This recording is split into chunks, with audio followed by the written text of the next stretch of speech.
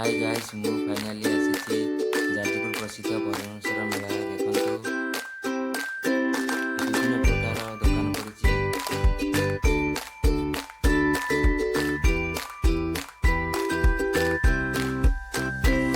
ଢେର ସାରା ଖାଇବା ଜିନିଷ ବି ପଡ଼ିଛି। ଚୁଡ଼ି ଗହଣା ପାଖରୁ ବାସନ କୁସନ ପାଖରୁ ବିଭିନ୍ନ ପ୍ରକାର ଯାହା ଖୋଜିବେ ତାହା ପାଇଯିବେ। ଏ ବରଣେଶ୍ୱର ମେଳାରେ ଯାଜପୁର ପ୍ରସିଦ୍ଧ ଏ ବରଣେଶ୍ୱର ମେଳାଟି ବହୁତ ସୁନ୍ଦର ଲାଗେ। ତାପରେ ମକର ସଂକ୍ରାନ୍ତି ଦିନଠୁ ଷ୍ଟାର୍ଟ ହୁଏ, 15 ଦିନ ଏ ମେଳାଟି ହୁଏ। ଦେଖନ୍ତୁ ବହୁତ ଢେର ସାରା 10 ଟଙ୍କିଆ ଠାରୁ ହଜାର ହଜାର ଟଙ୍କା ପର୍ଯ୍ୟନ୍ତ ଏଠି ଭେରାଇଟି ଷ୍ଟୋରରେ ହୁଏ। ଦେଖନ୍ତୁ ବହୁତ ଲୋକ ପୁରୀ ଆସନ୍ତି, କୋଲକାତାରୁ ଆସନ୍ତୁ, ହାଇଦ୍ରାବାଦରୁ ଆସନ୍ତି, ଝାଡ଼ଖଣ୍ଡ, ବିହାର ସବୁ ଏଠି ଆସି ବିଭିନ୍ନ ଭେରାଇଟି ରକମର ଜିନିଷ ବିକନ୍ତି। ନୂଆ ନୂଆ ଡିଜାଇନ ଦେଖନ୍ତୁ ବଡ଼ ଦୋକାନ ବହୁତ ସୁନ୍ଦର ବଦଳଟି ସଜେଇଛି। ଦେଖନ୍ତୁ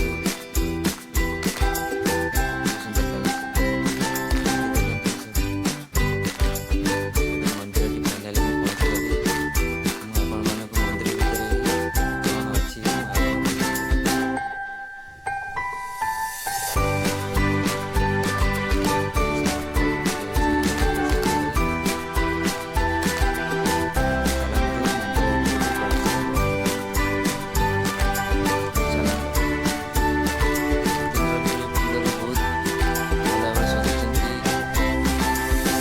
ସୁନ୍ଦର ଲାଗୁଛି। ଏଠି ଛକା ଦିଟା ଅଛନ୍ତି। ଏଟା ହେଲା ମନ୍ଦିରର ସାମ୍ନା ଗେଟ୍। ଚାଲ ଏଠି ଟିକେ ଫାଙ୍କା ଅଛି। ବହୁତ ଫୁଲ ସଜା ଯାଇଛି। ବହୁତ ବଢ଼ିଆ ଲାଗୁଛି।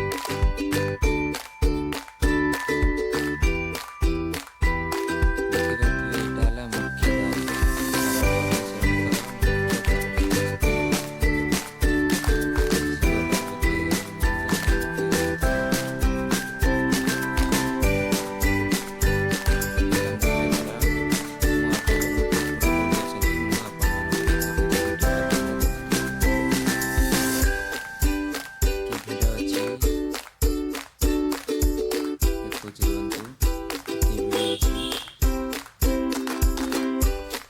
ଦେଖିପାରୁଥିବେ ବହୁତ ଭିଡ଼ ଅଛି।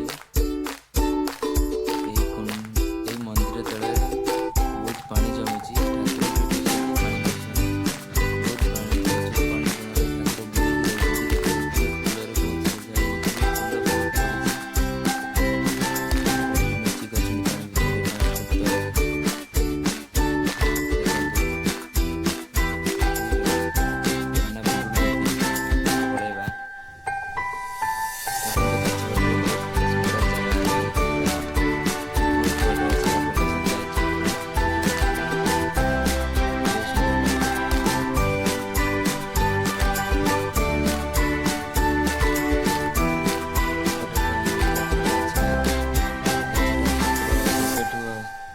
ସେପଟେ ଅଛନ୍ତି, ଏପଟେ ପଛପଟେ ଅଛନ୍ତି। କ'ଣ ଦେଖିବା,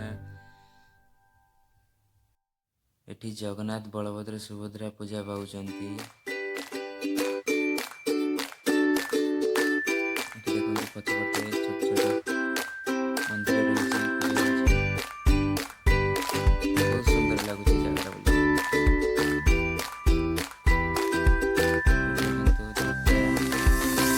ଯାତ୍ରା ପାଇଁ ଟେଣ୍ଟ ବନ୍ଧା ଅଛି। ଶିବାନୀ ରତ୍ନାକର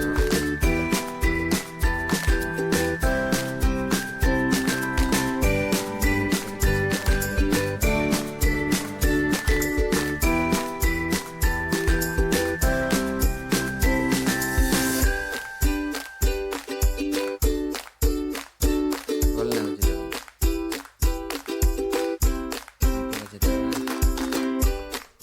ଆପଣମାନେ ଯେବେ ବି ଆସିବେ ଯାଜପୁର ପ୍ରସିଦ୍ଧ ମେଳାକୁ ନିଶ୍ଚିନ୍ତ ଆସ। ଓମ୍ ନମଃ ଶିବାୟ। ଆଶା କରୁଛି ଯଦି ଭିଡ଼ିଓଟି ଆପଣମାନଙ୍କୁ ଭଲ ଲାଗୁଥିବ ଲାଇକ୍, ସେୟାର, ସବସ୍କ୍ରାଇବ୍ କରିବେ।